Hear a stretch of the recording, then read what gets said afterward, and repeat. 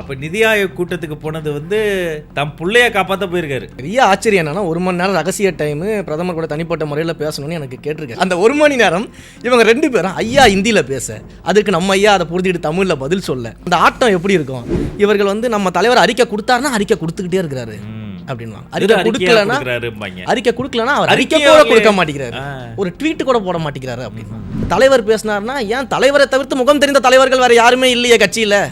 2ஆம் கட்ட தலைவர்கள் இல்லையே, 3ஆம் கட்ட தலைவர் இல்லையேன்னு கேட்பாங்க. இன்னைக்கு தாகிரா அக்கா அறிக்கை கொடுத்தாங்கன்னா ஏன் வந்து 2ஆம் கட்ட தலைவர்கள் அறிக்கை கொடுக்குறாங்க, தலைவர் பேச மாட்டாரா அப்படின்னு. இன்றைக்கு உங்களுடைய பேர குழந்தைகள் நீட்டில் படித்து அவர்கள் வாழ்க்கையில் செட்டில் ஆகணும். ஆனால் எங்களுடைய ஒரு கிராமத்தில் ஒரு குடிசையில் இருக்கக்கூடிய குழந்தைகள் நீங்கள் நீட்டை ரத்து பண்ணுவீங்கன்னு நம்பி, உங்கள் ரகசியத்தினுடைய வாக்குறுதியை நம்பி அவர்கள் தற்கொலை பண்ணி செத்து 1 கோடி கையெழுத்தை வாங்கி ஏதோ ஒரு திருச்சி நினைக்கிறேன் மாநாட்டில் குப்பையில் வச்சுட்டு போயிட்டானே. இது எங்கேயாவது இந்த குடும்பம் நடக்குமா? அந்த கையெழுத்து போட்டவங்களுக்குலாம் எப்படி மனசு எரியும்? எந்த வகையில் கனிமொழி அவர்கள் குறைஞ்சு போயிட்டாங்க? உதயநிதி ஸ்டாலினை விட துணை முதல்வர் ஆவதற்கு கனிமொழி அவர்களுக்கு அருகதை இல்லையா, உரிமை இல்லையா? ஆல் ரூட்ஸில் நீங்கள் யோசிங்க. படிப்பு, கல்வி, அரசியல், முதிர்ச்சி எல்லாம் இருக்கு. கலைஞரிடம் இருக்கக்கூடிய அந்த ஒரு கவிதை குணம். செங்கலை தூக்குனா அவர் உங்க சேஃப்டிக்காகவாது நீங்க பேசியிருக்கணுமா இல்லையா? இதுக்கும் எனக்கு எந்த சம்பந்தமும் கிடையாது, தவறாக என் மேலே சித்தரிக்கிறாங்க, மக்கள் இதை நம்ப வேண்டாம்னாது நீங்க சொல்லியிருக்கணுமா இல்லையா? குற்றம் சாட்டுவது, குற்றம் நிரூபிக்கப்படுவது, கேஸ் ஆகிறது, அது கோர்ட்டுக்கு போகிறது, வழக்காடுவது, அதெல்லாம் ஒரு புறம் இருக்கட்டும். தார்மீக கடமைன்னு ஒன்று இருக்குதா இல்லையா? நம்முடைய கட்சிக்காக பிஸ்னஸில் இன்ஃப்ளூயன்சர் ஒரு 6 மாதமாக ஒரு இன்ஃப்ளூயன்சர் பேசிக்கிட்டு இருக்கிறாங்க. அவங்க ஒரே நாளில் வெளியில் வரும்போது அவங்களும் திமுக தேவைப்படுது. அப்போது இந்த திமுக எந்த அளவுக்கு களத்தில் வீக்காக இருக்குது, மக்கள் மத்தியில் வந்து செல்வாக்கை இழந்துக்கிட்டு இருக்குது, மற்ற கட்சிகளை பார்த்து பயப்படுது அப்படின்னா, தமிழக வெற்றி கழகத்தின் ஒரு அடிப்படை உறுப்பினருக்கு இருக்க பவர் கூட திமுக கட்சியில் இருக்க ஆட்களுக்கு கிடையாது. அனைவருக்கும் தமிழ் வணக்கம். தமிழக வெற்றி கழகத்தினுடைய செய்தி தொடர்பாளர், நட்சத்திர பேச்சாளர், இவர் பேச்சை கேட்டு தளபதி அப்படி நெஞ்ச பிடிச்சி அப்படி பார்த்தாரு. அந்த மொமெண்ட்டை யாராலும் மறக்க முடியாது. அன்பு தம்பி திரு ரமேஷ் நம்மோட இருக்கிறார். வணக்கம் ரமேஷ். வணக்கம். வணக்கம் அண்ணா, எப்படி இருக்கீங்க? நல்லா இருக்கேன், நீங்கள் எப்படி இருக்கீங்க? ரொம்ப நல்லா இருக்கும். நிறைய கேள்விகள் உங்ககிட்ட இன்னைக்கு நான் கேட்க போகிறேன். எல்லாத்துக்கும் நீங்கள் பதில் சொல்லணும். ரெடியாக இருக்கீங்களா? ரெடி. முதல் கேள்வி, திமுக எவ்வளோ பயங்கரமாக நிறைய திட்டங்கள்லாம் கொடுத்துட்டாங்க, நல்லாட்சி பண்ணுறோன்னு சொல்கிறாங்க. ஆனால் திமுக மீது ஒரு ஆன்டி இன்குபன்சி வெறுப்பு இருக்குது மக்கள்கிட்டன்னு எல்லா டிபேட்லையும் நீங்கள் சொல்லிக்கிட்டே இருக்கீங்களே, எதை வச்சு சொல்கிறீங்க? மக்களோட மக்களாக நம்ம பயணிச்சுட்டு வரோம். மக்களுடைய மனநிலை உண்மையிலேயே வந்து திமுகவுக்கு எதிரான ஒரு இடத்துல தான் இருக்குது. நீங்கள் சொன்னது போல் பயங்கரமான ஒரு ஆட்சி தான் நடந்துகிட்டு இருக்குது. எந்த விதமாகவும் மக்களுக்கு சாதகமாக, மக்கள் அன்பை பெறக்கூடிய வகையில், இல்லை மக்களுடைய வாழ்க்கை தரம் உயரக்கூடிய வகையில் இங்கே எந்த விதமான பணிகளும் நடக்கலை அப்படின்றது தான் உண்மை. இன்றைக்கு திமுகவுடைய 2021க்கான தேர்தல் அறிக்கையை நீங்கள் எடுத்து பார்த்தீங்கன்னா 500க்கும் மேற்பட்ட வாக்குறுதிகள் கொடுத்தாங்க. சரி, அதில் ஒரு 5 வாக்குறுதிகள் நம்ம எக்ஸாம்பிள் எடுத்தால் கூட அது திமுக முழுமையாக நிறைவேற்றி இருக்கிறது. நீங்கள் வந்து இன்றைக்கு 4 ஆண்டுகள் கழித்து, கடந்த ஆட்சி காலத்தில் மாணவர்களுக்கு மடிக்கணினி கொடுத்துட்டு இருந்தாங்க, அதை நீங்கள் வந்து ஸ்டாப் பண்ணீங்க. 4 ஆண்டுகளாக அதை பற்றி வாயை திறக்கல. ஆட்சி முடிய போகிற கடைசி காலகட்டத்தில் இருக்கீங்க. 2026 உங்கள் ஆட்சி முடிய போது, இந்த மன்னராட்சி ஒழிக்கப்பட போது, இப்போ வந்து 20 லட்சம் மாணவர்களுக்கு நான் லேப்டாப் கொடுக்குறேன் அப்படின்னு நீங்கள் ஒரு திட்டத்தை கொண்டு வரீங்க. ஏன் நிறுத்தினாங்கன்னா நீங்கள் புரிஞ்சுக்கணும், அது மடிக்கணினி, அதில் வந்து ஹீட் ஆகும், அது வந்து மாணவர்கள் கஷ்டமாக இருக்கும். அப்புறம் ஏன் திரும்ப தரோன்னு சொன்னாங்கன்னு கேட்குறீங்களா? அது பிரச்சனை கிடையாது, அது தரம் தான் சொல்லியிருக்கிறாங்க. தந்தாங்களா? இல்லை, தரன்னு சொன்னது கூட எனக்கு ஆச்சரியம் இல்லை. ஏன்னா அவங்க எல்லாமே வந்து நான் செய்யறேன்னு சொல்லி செய்ய போகிறது கிடையாது. அதனால் அதில் பெரிய ஆச்சரியம் நமக்கு இல்லை, மக்களுக்கும் அதில் இல்லை. ஆனால் நீங்கள் தேர்தல் வாக்குறுதியில் என்ன சொல்லியிருந்தீங்க அப்படின்றது தான் நமக்கு பிரச்சனை. தேர்தல் வாக்குறுதியில் பள்ளியில் படிக்கிற மாணவர்களுக்கும் கல்லூரியில் படிக்கிற மாணவர்களுக்கும் இலவச டேப் தரேன் அப்படின்னு சொன்னீங்க. அதே மாதிரி வைஃபையோட கனெக்ஷனோட கொடுக்குறேன், டவுன்லோடபுள் ஸ்பீட் வந்து அரௌண்ட் 10 GB கிட்ட நான் கொடுத்து எல்லாமே நான் கொடுக்குறேன், 100 MBPS வந்து நான் கொடுக்குறேன் அப்படின்னு சொல்லி நீங்கள் தேர்தல் வாக்குறுதியில் கொடுத்துருந்தீங்களே, அது என்ன ஆச்சுன்னு தான் நம்ம கேட்குறோம். நீங்கள் அவங்க ஆட்சியில் கொண்டு வந்த மடிக்கணினி திட்டத்தை அது மடிக்கணினி ஹீட்டால் வந்து நீங்கள் நிப்பாட்டினீங்களா, இல்லை உங்களால் ஊழல்கள் பண்ண முடியலன்றதுக்காக நிப்பாட்டினீங்களான்றது வேற கதை. நீங்கள் கொடுக்குறேன்னு சொன்னால் டேப் என்னாச்சு? சரி, மடிக்கணினிகள் கொடுக்க முடியல, உங்களுக்கு வந்து அதோட காஸ்ட் அதிகமாக இருக்குது, பொருளாதார சிக்கல்கள் இருக்குது அப்படின்னு நம்ம எடுத்துக்கிட்டால் கூட, நீங்கள் இன்னொரு விஷயத்தை வந்து உங்களுடைய தேர்தல் அறிக்கையில் இதே மாணவர்களை வந்து கவர் பண்ணுறதுக்காக சொல்லியிருந்தீங்க. என்ன சொன்னீங்கன்னா, மாணவிகளுக்கு இலவச நாப்கின் வழங்கப்படும். அதுவும் எப்படின்னா, பள்ளிகளில் வந்து வெண்டிங் மிஷின்ஸ் வச்சு மாணவிகளுக்கு அந்த நாப்கின் வழங்கப்படும் ஒரு தேர்தல் வாக்குறுதி கொடுத்துருக்கீங்க. ஆனால் நீங்கள் என்ன பண்ணீங்கன்னா, மால்களில் எப்படி வெண்டிங் மிஷின் வச்சு சாராயம் விற்கலாம் அப்படின்றதுக்கான முன்னேற்பாடுகள் நீங்கள் செஞ்சுக்கிட்டு இருந்தீங்க. அதற்கான ஆய்வுகள் தான் நீங்கள் செஞ்சீங்களே தவிர்த்து, இது போன்ற தேர்தல் அறிக்கையில் கொடுத்த எதையுமே செய்யாத ஒரு ஏமாற்று ஆட்சியாக தான் இந்த திமுக ஆட்சி இருந்திருக்குது. மாணவிகளுக்கு சானிட்டரி நாப்கின் வெண்டிங் மிஷின் வைக்க துப்பு இல்லை, ஆனால் மாலுக்கு மால், தெருவுக்கு தெரு, எலைட்டாஸ்மாக்கெல்லாம் கொண்டு வந்து விதவிதமாக டார்கெட் வச்சு சாராயம் வித்துக்கிட்டு இருக்காங்க. டார்கெட்டை விடுங்க, விதவிதமான பிராண்டு வீரன்ற பேரில் கண்டுபிடிக்கக்கூடிய அளவுக்கு ஆராய்ச்சியாளர்களை கொண்டு இருக்கக்கூடிய ஒரு ஆட்சியாக தான் இது இருக்குது. பிராண்டு நேம் தான் மாறுது, சப்ளையர்கள் மாறல, அந்த டிஸ்டிலரிஸ் மாறல. இதை பற்றி பேசும்போது அப்படியே நம்ம கரண்ட் அஃபேரில் முக்கியமான டாபிக், இன்றைக்கி இடி நடத்தி கொண்டு இருக்கக்கூடிய ரைடு, டாஸ்மாகோடைய எம்டி மிஸ்டர் விசாகன் ஐஏஎஸ் அப்ரூவராக மாறினதாகவும் ஒரு தகவல் வருது. இந்த ஓவரால் இந்த இடி ரைடே ஒரு பழிவாங்கும் நடவடிக்கைன்னு திமுக தரப்புல சொல்கிறாங்க. உங்கள் பார்வை?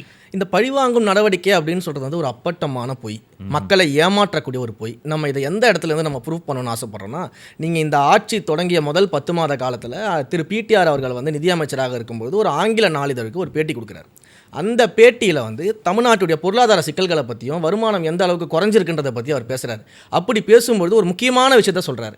என்ன சொல்கிறாரு அப்படின்னா, தமிழ்நாட்டிற்கு வர வேண்டிய வருமானங்களில் குறிப்பிட்ட சதவீதத்தில் லீக்கேஜ் இருக்குது அப்படின்ற விஷயத்த வந்து அவர் கோட் பண்ணுறார். அது என்ன விதமான லீக்கேஜ் அப்படின்னு கேட்கும்போது, டாஸ்மாகில் கிட்டத்தட்ட 50% வருமானம் லீக்கேஜ் இருக்குது, கலால் வரிகளில் லீக்கேஜ் இருக்குது அப்படின்றத அவர் சொல்கிறார். அப்போது இந்த அரசாங்கம் என்ன செஞ்சுருக்கு அப்படின்னா, டாஸ்மாகில் விற்கக்கூடிய மதுபானங்களை கலால் வரியே செலுத்தாமல் நேரடியாக அதோடைய விற்பனையை வந்து இவங்க பண்ணியிருக்கிறாங்க. அதன் மூலமாக மிகப்பெரிய ஒரு ஆதாயம் அடைஞ்சிருக்கிறாங்க. இதை வந்து எந்த ஈடியும் குற்றம் சாட்டலை, எதிர்க்கட்சிகள் குற்றம் சாட்டலை. உங்களுடைய அமைச்சரவையில் இருந்த நிதி அமைச்சர் டாஸ்மாகில் 50% லீக்கேஜ் இருக்குது அப்படின்னு பேட்டி கொடுத்துருக்காரு. இன்றைக்கும் அந்த பேட்டி அதே ஆங்கில நாளிதழிலையும் அவங்களுடைய யூடியூப் சேனலையும் அந்த பேட்டி இருக்குது. இப்படி உண்மையை உளர்றதுனால தான் அவரை வந்து துறையை மாற்றி வேறு இடத்துல வச்சுட்டாங்க. ஸோ இது அன்றைக்கே அந்த டாஸ்மாக் ஊழல் வந்து தொடங்கிடுச்சு.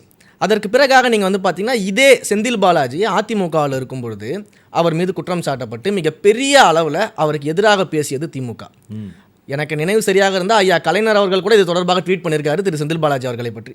ஸோ இப்படி ஒரு சூழலில் அவர் திமுகவுக்கு வந்த உடனே தியாகியாக்கி அவருக்கு வந்து மதுவிலக்கு துறையை கொடுத்து, திமுக ஒரு வாஷிங் மிஷின், ஊழல்வாதியாக இருக்கலாம், உள்ளுக்குள்ளே வந்துட்டா. இன்ஃபேக்ட் திமுக அரசு நடத்துகிறதே அதிமுகவுடைய நிர்வாகிகள் தான். சேகர் பாபு எங்கேருந்து வந்தார்? அதிமுக. செந்தில் பாலாஜி எங்கேருந்து வந்தார்? அதிமுக. ரகுபதி எங்கேருந்து வந்தார்? அதிமுக. அப்போ திமுகவிலே நீங்கள் கூட சொன்னீங்களே பரம்பரை கொத்தடிமைகளா, அப்போ அவங்க நிலைமையை கொஞ்சம் யோசிச்சு பாருங்க, எவ்வளோ பாவம். திமுகவுடைய அந்த பயணம் வந்து எந்த அளவுக்கு தரம் தாழ்ந்து போயிடுச்சுன்றீங்க பாருங்களேன். நீங்கள் வந்து அதிமுகவில் இருந்து கொண்டு திமுகவை திட்டிய செந்தில் பாலாஜி இங்கே வந்த உடனே தியாகி ஆக்கப்பட்டார், மகாத்மா ஆக்கப்பட்டார். நாம் தமிழர் கட்சியில் இருந்த ஒருத்தரை வந்து பார்த்தீங்கன்னா திரு ராஜீவ்காந்தி அவர்கள் வந்து கலைஞரை பற்றி என்ன பேசியிருக்கிறாரு, திமுகவை பற்றி என்ன பேசியிருக்காருன்னு எல்லாருக்குமே தெரியும், உலகத்துக்கே தெரியும். அவர் இங்கே வந்த உடனே அவரும் அங்கே சேர்த்து கொள்ளப்படுகிறார். அதே போல் சமீபத்தில் நம்முடைய கட்சிக்காக பேசின சில இன்ஃப்ளூயன்சர், ஒரு 6 மாதமாக ஒரு இன்ஃப்ளூயன்சர் பேசிக்கிட்டு இருக்கிறாங்க.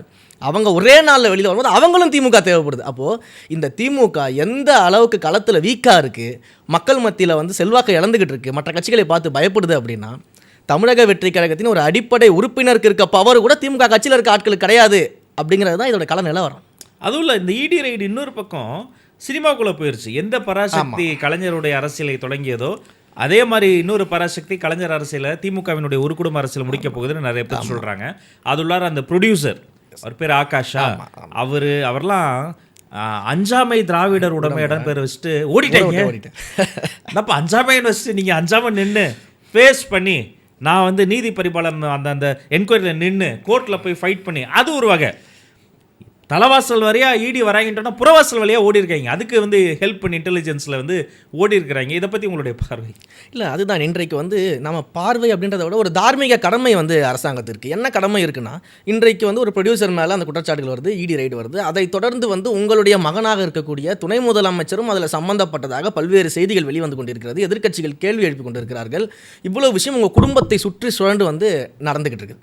அப்படி நடக்கும் பொழுது தார்மீகமாக ஒரு முதலமைச்சர் இதற்கான விளக்கத்தை மக்கள்கிட்ட கொடுக்கணும். எதிர்க்கட்சிகள்கிட்ட கூட நீங்கள் கொடுக்க தேவையில்லைங்க. எதிர்க்கட்சிகளை நீங்கள் இனிமே மதிக்க போகிறது கிடையாது. ஏன்னா சட்டமன்றத்தில் எதிர்க்கட்சி பேசினாலே நீங்கள் வீடியோ ஆஃப் பண்ணுறீங்க, உங்கள் ஓனர் வந்து அங்கே நாடாளுமன்றத்தில் மைக் ஆஃப் பண்ணுவாங்க. இந்த கேட்டகரி தான் நீங்கள் ஃபாலோ பண்ணிக்கிட்டு இருக்கிறீங்க. ஆனால் மக்கள்கிட்ட உங்களுடைய மகனை காப்பாற்றுவதற்காகவாது நீங்கள் வாயை திறந்து பேசியிருக்கணுமா இல்லையா, விளக்கத்தை கொடுத்துருக்கணுமா இல்லையா? அட்லீஸ்ட் எப்பவும் போல ஃபார்முலாவில் இதெல்லாம் எதிர்க்கட்சிகள் செய்கிற திட்டமிட்ட சதி, அரசியல் காழ்ப்புணர்ச்சி அப்படின்னாவது நீங்கள் பேசியிருக்கணுமா இல்லையா? அப்போ மக்கள்கிட்ட ஒரு விளக்கம் தருவதற்கு கூட இங்கே தயாராக கிடையாது. திரு துணை முதலமைச்சர் உதயநிதி அவர்கள் வந்து ஆரம்ப காலகட்டத்தில் நீங்கள் பார்த்தீங்கன்னா, சேப்பாக்கம் தொகுதியில் வென்ற பிறகு சேப்பாக்கத்தில் இருக்க ஒரு பாத்ரூமை கூட விட்டது கிடையாது. கழிவறைகளெல்லாம் பாத்ரூம் டூர் எல்லா எல்லா பப்ளிக் டாய்லெட்ஸுக்கும் போயிட்டு வீடியோ எடுத்து போட்டு ஃபோட்டோ எடுத்து போட்டு இந்த மாதிரி ஒரு எம்எல்ஏ வந்து எந்த தொகுதிக்காவது தமிழ்நாட்டில் கிடைப்பாராங்க அப்படின்ற அளவுக்கெல்லாம் வந்து அன்றைக்கு 6 மாத காலம் 6 மாதம் பயங்கரமாக போயிட்டு இருந்துச்சு. அதற்கு பிறகு இன்றைக்கு நம்முடைய தலைவர் அரசியல் பயணம் தொடங்கிய பிறகு, தமிழக வெற்றி கழகம் வந்த பிறகு அவர் எங்கே இருக்காருன்னு யாருக்கும் தெரியல. இன்றைக்கு அவரை நோக்கி ஒரு கேள்வி எழுப்பும்போது ஒரு தார்மீக அடிப்படையில் செங்கலை தூக்குனா அவர் உங்கள் சேஃப்டிக்காகவாது நீங்கள் பேசியிருக்கணுமா இல்லையா? இதுக்கும் எனக்கு எந்த சம்மந்தமும் கிடையாது, தவறாக என் மேலே சித்தரிக்கிறாங்க, மக்கள் இதை நம்ப வேண்டாம்னாது நீங்கள் சொல்லியிருக்கணுமா இல்லையா? குற்றம் சாட்டுவது, குற்றம் நிரூபிக்கப்படுவது, கேஸ் ஆகிறது, அது கோர்ட்டுக்கு போகிறது, வழக்காடுவது, அதெல்லாம் ஒரு புறம் இருக்கட்டும். தார்மீக கடமைன்னு ஒன்று இருக்குதா இல்லையா? அப்போ மக்களுக்கு பதில் சொல்லக்கூடிய இடத்துல இருந்துக்கிட்டு அந்த பதிலை கூட சொல்லாமல் உடனடியாக இடி வந்தவொடனே நீங்கள் மோடிக்கு வெள்ளக்கொடி காட்டுறீங்க அப்படின்னா, டெல்லிக்கு பறந்து போகிறீங்க அப்படின்னா, இத்தனை ஆண்டு காலமாக நிதி ஆயோக் கூட்டத்தில் நீங்கள் கலந்துக்க மாட்டீங்க. கேட்டால் மாநிலத்தை புறக்கணிச்சிட்டாங்க, பட்ஜெட்டில் வந்து தமிழ்நாட்டை ஒட்டுமொத்தமாக புறக்கணிச்சிட்டாங்க. இது வந்து உப்பு சப்பு இல்லாத ஒரு பட்ஜெட்டு, தமிழ்நாட்டுக்கு எதுவுமே கிடையாது. போன வருஷம் அறிக்கையில் இதெல்லாம் வந்து அவங்க எழுதுவாங்க. இதனால் வந்து நாங்கள் எல்லாத்தையும் புறக்கணிக்கிறோம், நான் நேரடியாக போக மாட்டேன், என்னுடைய பிரதிநிதிகளை அனுப்புகிறேன், இப்படியெல்லாம் 4 ஆண்டு காலத்தை ஓட்டிட்டு இன்றைக்கு உங்கள் குடும்பத்தை சுற்றி ஈடி வளையம் வந்த உடனே நானே நிதி ஆயோக் கூட்டத்துக்கு போகிறேன். எதுக்கு போகிறேன்னா, தமிழ்நாட்டினுடைய உரிமைகளை மீட்டெடுக்க போகிறேன். 4 வருஷமாக எங்கே போயிருந்தீங்க? அப்போ நிதி ஆயோக் கூட்டத்துக்கு போனது வந்து தம் பிள்ளைய காப்பாற்ற போயிருக்காரு. வேற எதுக்கு போயிருப்பாரு நீங்கள் நினைக்கிறீங்கன்னு சொல்லுங்கள். ஒரு நிமிஷம் யோசிச்சு பார்க்குறேன்.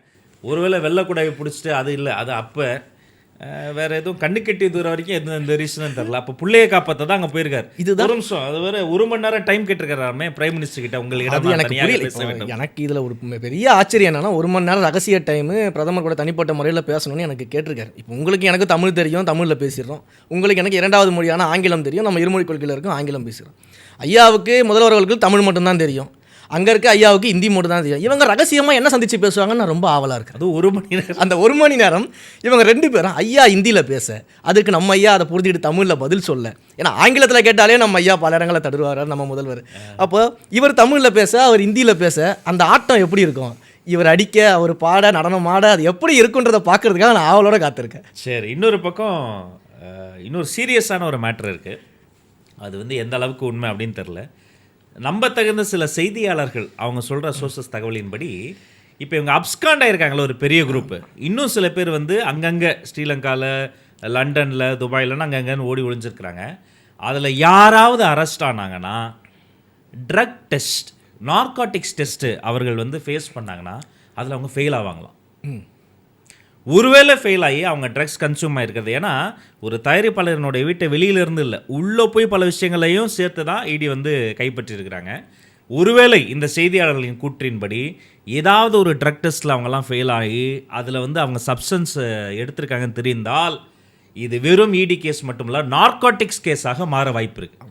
அப்படி மாறிடுச்சுன்னா சுப்ரீம் கோர்ட்டே தலையிட முடியாது. ஆமாம், அப்போ எதுவுமே பண்ண முடியாது. ஒரு மிகப்பெரிய ஒரு கத்தி அவங்க தலையில் தொங்கிட்டு இருக்கிற, செய்த பாவம் செய்த வினை எல்லாமே ஊழ்வினை உறுத்து வந்து ஊட்டு மாதிரி இப்போ வந்து அவங்க தலையில் கத்தி தொங்கி. இல்லை, இந்த கத்தி இப்போ மட்டும் இல்லை, ஏற்கனவே தொங்கின கத்தியை தான் அவங்க கொஞ்சம் அறுத்து ஓரம் வச்சிருக்காங்க. ஏன்னா இன்றைக்கு வந்து இதே போதைப் பொருள் புழக்கம் தமிழ்நாட்டில் எந்த அளவுக்கு அதிகரிச்சிருக்கிறது நம்ம களத்தில் பார்த்துருக்கோம். எத்தனை குடும்பம் அழிஞ்சிருக்கும், குடும்பங்கள் அழிஞ்சிருக்குது. நீங்கள் பல கல்லூரிகளுக்கு போகிறீங்க, பள்ளிகளுக்கு போகிறீங்க, எத்தனை இடங்களில் மாணவர்கள் இது போன்ற போதைப் பொருள் புழக்கத்தினால பாதிக்கப்பட்டிருக்காங்க. பேராசிரியர்கள்லாம் முன்னாடிலாம் கண்ணீர் வெடிப்பாங்க, நல்லா படிக்க சொல்லுங்க, நல்லா படிக்க சொல்லுங்க. இப்போ போகிற இடத்துல சொல்லுவாங்க ஒழுக்கமாக இருக்க சொல்லுங்க, முதல்ல ஒழுக்கமாக இருக்க சொல்லுங்க. அவன் என்ன சாப்பிட்றான், வாயில் என்ன வச்சிருக்கான், அவனுக்கு எங்கே என்ன கிடைக்குதுன்னே தெரில. ரொம்ப மனவேதனையார். எத்தனை குடும்பங்கள், எத்தனை இளைஞர்கள், ஒரு தலைமுறையை சாராயம் கொடுத்து ஒரு தலைமுறை அழிச்சாங்க. இன்னைக்கு போதைப் பொருளால் இன்னொரு தலைமுறை வந்து அபாயகரமாக, இந்த பிள்ளையை பெற்றவங்க பள்ளிக்கூடத்துக்கும் கல்லூரிக்கு அனுப்பிட்டு அந்த பேப்பர் சீல் வரும்போதெல்லாம் பதட்டம் இருக்குது பாருங்க, அதெல்லாம் இன்னைக்கு அவங்க குடும்பத்துக்கு இப்போ வந்து திரும்பி இருக்கு. இப்போ இந்த அளவுக்கு குடும்பத்தினரும் கல்லூரியில் ஆசிரியர்களும் பேராசிரியர்களும் வருத்தப்படும் பொழுது இதற்கெல்லாம் காரணமான குற்றவாளி போதைப் பொருள் ஆசாமி ஜாபர் சாதிக்கு தன்னுடைய கட்சிக்குள்ளேயே வச்சு காப்பாற்றிய கட்சி தான் திமுக. அயலக அணி தலைவரா? ஆமாம், அயலகத்திலிருந்து இம்போர்ட் பண்ணுறாங்களா எக்ஸ்போர்ட் பண்ணுறாங்களா, அதனால அயலக அணி அது. ஸோ அதில் வச்சுக்கிட்டு ஒரு போதைப் பொருள் ஆசாமி அவங்க கட்சிக்குள்ளே வச்சு மூடி மறைச்ச ஒரு கட்சியாக தான் இன்றைக்கு திமுக இருந்திருக்குது. போதையை வளர்க்கக்கூடிய ஒரு கட்சியாக தான் திமுக இருந்திருக்குது. மதுவை வளர்க்கக்கூடிய ஒரு கட்சியாக தான் திமுக இருந்திருக்கிறது. எந்த விதமான மாற்று கருத்துமே கிடையாது. இதில் ஒரு முக்கியமான விஷயம் என்னன்னா, மக்கள் தெரிஞ்சிக்க வேண்டிய விஷயம் மக்களுக்கு தெரியும், இருந்தாலும் நம்ம எடுத்து சொல்கிறது என்னன்னா, இன்றைக்கு நம்ம வந்து ஐயா காமராஜரை கல்வி கண்கிற தந்தைன்னு சொல்கிறோம். அவர் வந்து நம்மளை படிக்க வைத்த மேதை, படிக்காத மேதை கிடையாது, நம்மளை படிக்க வைத்த மேதை நம்ம தந்தையாக பார்க்கணும் அவர். Well chat. ஸோ அந்த தந்தை நம்ம எல்லாரும் படிக்கணும்னு சொல்லிட்டு குறிப்பிட்ட கிலோமீட்டர்களுக்கு பள்ளிகளை திறந்து கிராமங்கள் தோறும் மாணவர்கள் படிக்க ஏற்பாடு. நம்மளுடைய சட்டமேதை ஐயா, சட்டத்தந்தை ஐயா அம்பேத்கர் அவர்கள் எல்லாருக்கும் சம உரிமை கிடைக்கணும் அப்படின்னு சொல்லிட்டு சட்ட திருத்தங்களை கொண்டு வந்து, சட்டங்களை கொண்டு வந்து அந்த மக்களுக்காக களத்தில் நின்று போராடியவரை நம்ம தந்தைன்னு சொல்லலாம். கரெக்ட். தந்தை பெரியார் பெண்கள் விடுதலைக்காக நம்மளுடைய கொள்கை தலைவராக வச்சிருக்கிறோம். பெண்கள் விடுதலைக்காக தன்னுடைய கடைசி காலம் வரைக்கும் மூச்சு போராடி பேசி வந்தவரை நம்ம தந்தை பெரியாருன்னு சொல்கிறோம். எஸ். தேசப்பிதா மகாத்மா காந்தியடிகள் சுதந்திர போராட்டத்திற்காக எந்த அளவிற்கு வந்து தன்னுடைய காலம் முழுவதுமே வெறும் கதராடையை உடுத்துக்கொண்டு நம்முடைய மக்களுக்காக போராடி சுதந்திரத்தை பெற்றுத்தர உழைத்தார். நம்முடைய தேசப்பிதா திரு நேதாஜி சுபாஷ் சந்திர போஸ் அவர்கள் எந்த அளவிற்கு வந்து ஆங்கிலேயருடைய ஆதிக்கத்தை எதிர்த்தாருன்னு சொல்லிட்டு இவங்களெல்லாம் நம்ம தந்தைன்னு சொல்லி தான் நம்மளை வளர்த்துருக்குறாங்க, உங்களை வளர்த்துருப்பாங்க, உங்களுடைய ஆசிரியர்கள் பெற்றோர்கள் நம்மளை எல்லாம் அப்படி தான் வளர்த்தாங்க. ஆனால் இன்றைக்கு தலைமுறையை தெருவுக்கு தெரு மதுபான கடையை திறந்து வீட்டுக்கு ஒருத்தருக்கு வேலை கொடுக்கறது கிடையாது. அண்ணா அவர்கள் சொன்னார், நல்லா ஞாபகப்படுத்தி பார்த்தீங்கன்னா தெரியும். நாங்கள் ஆட்சி அமைச்சா 1967 ஒவ்வொரு வீட்டுக்கும் 1 ரூபாய்க்கு 3 படி அரிசி என்பது லட்சியம், 1 படியாவது நிச்சயம்னு சொன்னார். ஆனால் இன்றைக்கு வீட்டுக்கு ஒருவரை குடிக்க வைப்பதை லட்சியமாக கொண்டிருக்கு திமுக அரசு. இவங்களை போய் நம்ம தந்தைன்னு கூப்பிட முடியுமா? ஆனால் இவர் என்ன அப்பான்னு கூப்பிடுங்கிறார். இது எந்த வகையில் நியாயம்? இப்போ நீங்கள் நாக்கப்புடுங்கிற மாதிரி கேட்டிங்களே, இப்போ என்னப்பா இப்படி கேட்குறீங்க? இப்போ நீங்கள் முதல்ல கேட்ட கேள்வி உங்களுக்கு பதில் வந்துருச்சா?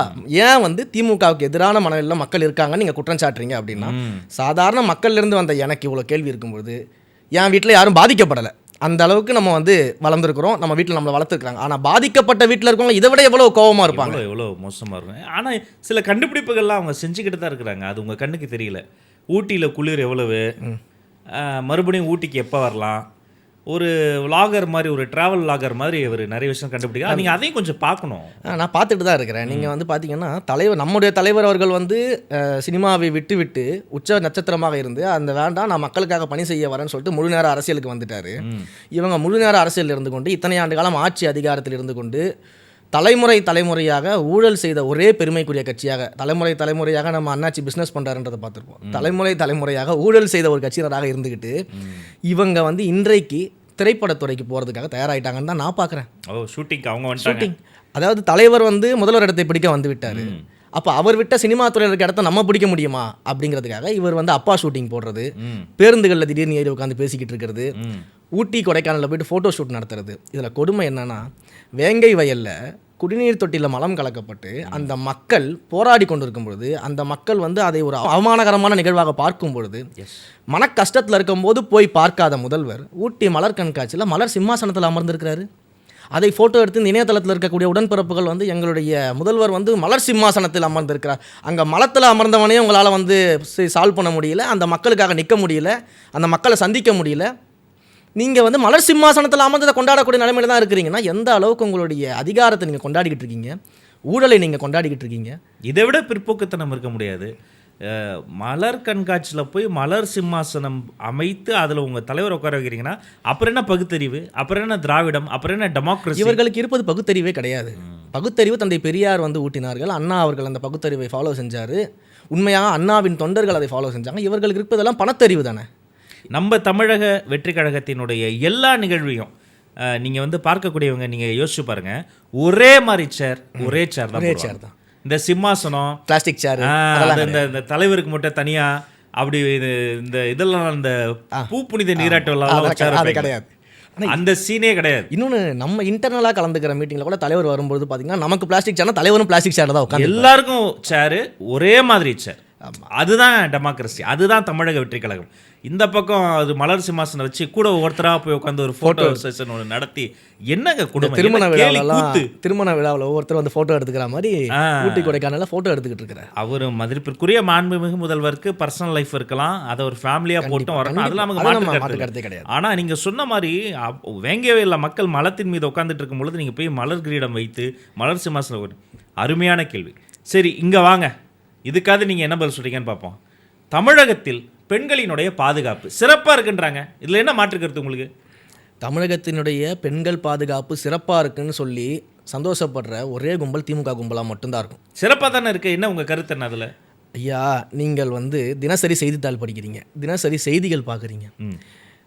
ட்ரெயினில் ஒரு கருவிட்டு இருக்கக்கூடிய பெண்மணி செல்லும் பொழுது அந்த பெண்மணிக்கு பாலியல் துன்புறுத்தல் நடக்குது, மாணவிகளுக்கு பாலியல் துன்புறுத்தல் நடக்குது, சிறு குழந்தைகளுக்கு பாலியல் துன்புறுத்தல் நடக்குது, தினசரி செய்திகள் வருது. நீங்கள் இன்றைக்கு திமுகவினுடைய அபிமானின்னு சொல்லப்படக்கூடியவர்கள் திமுக கொடியை போட்டுக்கிட்டு ஈசிஆரில் எந்த பெண்மணியும் கார் வைத்து துரத்தலாம். திமுகவினுடைய அபிமானின்னு சொல்லப்படக்கூடியவர்கள் அண்ணா பல்கலைக்கழக மாணவியை பாலியல் துன்புறுத்தல் செய்து இன்றைக்கு வரைக்கும் தண்டனை அவர்களுக்கு வழங்கப்படாமல் அவர்களால் சுதந்திரமாக ஒரு கேஸை ஹேண்டில் பண்ண முடியும். அண்ணா நகர் பாலியல் வன்புறுத்தலுக்குள்ள நமக்கு தண்டனை கிடைக்காது. இன்றைக்கு அரக்கோணத்தை எடுத்துக்கோங்க. ஏன்னா எல்லாருமே சொல்லுவாங்கல்ல, அவல ஆட்சிக்கு அரக்கோணமே சாட்சி, அவல ஆட்சிக்கு அண்ணா நகரே சாட்சின்னா நான் அப்படி சொல்ல மாட்டேன்.